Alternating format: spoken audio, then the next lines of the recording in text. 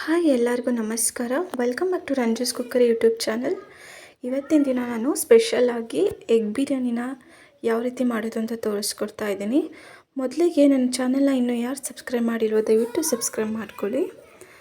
ಈ ರೆಸಿಪಿ ಮಾಡೋದಕ್ಕೆ ಫಸ್ಟು ನಾನಿಲ್ಲಿ ಒಂದು 2 ಇಂಚ್ ಆಗೋಷ್ಟು ಶುಂಠಿ, ಹಾಗೆ 1 ಬೆಳ್ಳುಳ್ಳಿ ಸುಲ್ಕೊಂಡಿದ್ದೀನಿ, ಹಾಗೆ ಪುದೀನ ಸೊಪ್ಪು ಮತ್ತು ಕರಿಬೇವು ಸೊಪ್ಪನ್ನ ಹಾಕ್ಕೊತಾ ಇದ್ದೀನಿ.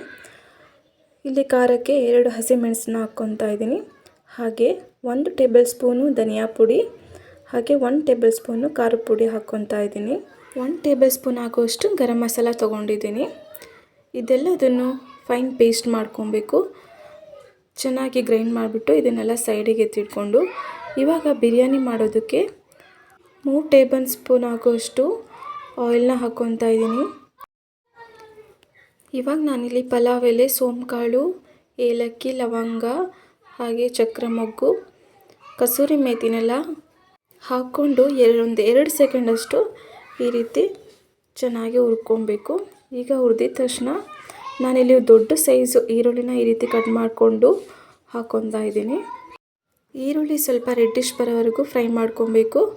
ಅದಾದಮೇಲೆ ನಾನಿಲ್ಲಿ 1 ಟೊಮೊಟೊನ ಈ ರೀತಿ ಕಟ್ ಮಾಡ್ಕೊಂಡು ಹಾಕ್ಕೊತಾ ಇದ್ದೀನಿ.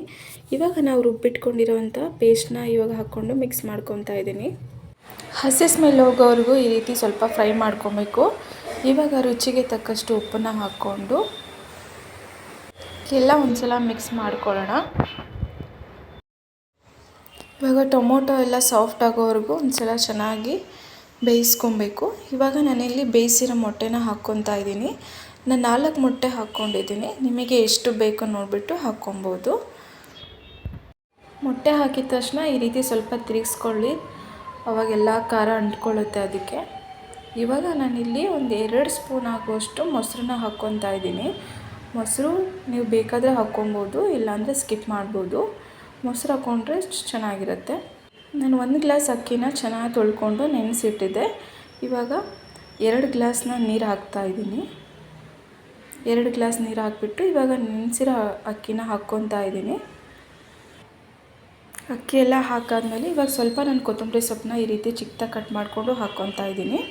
ಇದು ಸ್ವಲ್ಪ ಕುದಿ ಬಂದಾದಮೇಲೆ ಕುಕ್ಕರ್ ಲಿಡ್ನ ಕ್ಲೋಸ್ ಮಾಡಿಬಿಟ್ಟು 2 ವಿಷಲ್ನ ಕೂಗಿಸ್ಕೊಂಡ್ರೆ ಆಯಿತು, ಎಗ್ ಬಿರಿಯಾನಿ ರೆಡಿ ಆಗುತ್ತೆ. ಈ ರೆಸಿಪಿ ತುಂಬಾ ಸಿಂಪಲ್ಲಾಗಿದೆ, ಹಾಗೆ ತುಂಬ ಟೇಸ್ಟಿಯಾಗಿ ಕೂಡ ಬರುತ್ತೆ. ಈ ರೆಸಿಪಿನ ಒಂದ್ಸಲ ಟ್ರೈ ಮಾಡಿ ನೋಡಿ. ಈ ರೆಸಿಪಿ ನಿಮಗೆ ಇಷ್ಟ ಆಗಿದ್ದರೆ ಈ ವಿಡಿಯೋಗೆ ಒಂದು ಲೈಕ್ ಮಾಡಿ, ಹಾಗೆ ನನ್ನ ಚಾನಲ್ನ ಇನ್ನೂ ಯಾರು ಸಬ್ಸ್ಕ್ರೈಬ್ ಮಾಡಿಲ್ವೋ ದಯವಿಟ್ಟು ಸಬ್ಸ್ಕ್ರೈಬ್ ಮಾಡ್ಕೊಳ್ಳಿ. ಇದೇ ರೀತಿ ಒಳ್ಳೊಳ್ಳೆ ರೆಸಿಪಿಗಾಗಿ ನನ್ನ ಚಾನಲ್ನ ಸಬ್ಸ್ಕ್ರೈಬ್ ಮಾಡೋದನ್ನು ಮರಿಬೇಡಿ. Thank you for watching.